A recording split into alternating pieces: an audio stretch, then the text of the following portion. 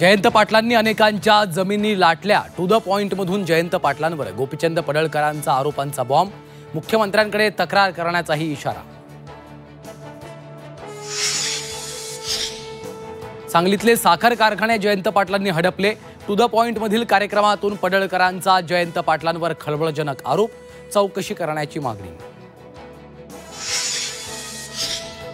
समोरच्याला टप्प्यात आणून करेक्ट कार्यक्रम करतो जयंत पाटलांचा गोपीचंद पडळकरांना इशारा।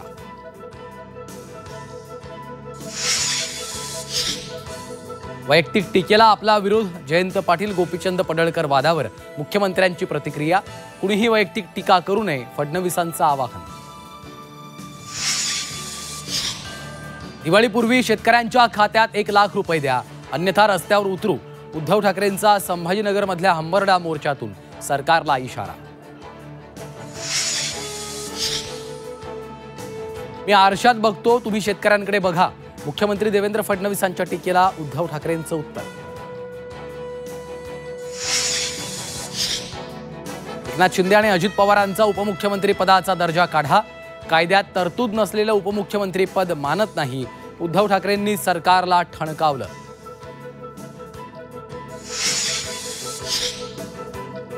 मवियाचं शिष्टमंडळ 14 ऑक्टोबरला निवडणूक आयुक्तांना भेटणार। शिष्टमंडळासोबत शरद पवार, उद्धव ठाकरे, हर्षवर्धन सपकाळांसोबत राज ठाकरेही येणार असल्यानं चर्चांना उधाण।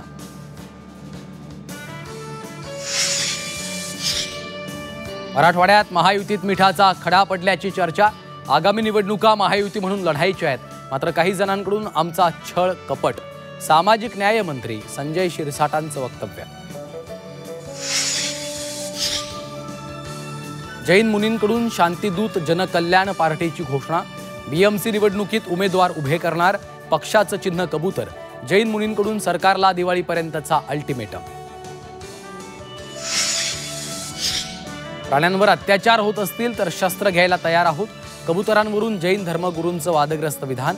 साधू संतांनी फडणवीसांना सीएम बनवल्याचं वक्तव्य। आणि उद्या राज्यभर वंजारी समाजाचं आंदोलन। एसटी प्रवर्गातील आरक्षणासाठी चक्काजाम आंदोलन। समाजाच्या आमदारांनी सहभागी होण्याचं बाळासाहेब सानप यांचं आव्हान।